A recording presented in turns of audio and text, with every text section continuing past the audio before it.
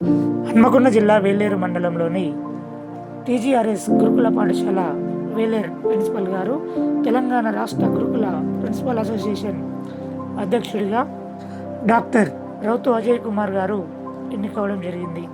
ఈ సందర్భంగా వారి యొక్క స్టాఫ్ అంతా వారికి సన్మానం చేయడం జరిగింది.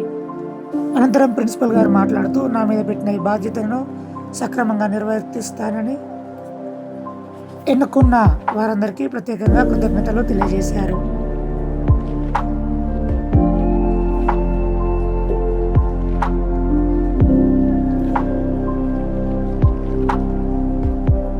అదేవిధంగా అదే స్కూల్లో పనిచేస్తున్నటువంటి తెలుగు ఉపాధ్యాయులు డాక్టర్ కుమ్మరి ఓదేల్ గారికి కాళోజీ నారాయణరావు జాతీయ స్ఫూర్తి రత్న పురస్కారం లభించడం జరిగింది.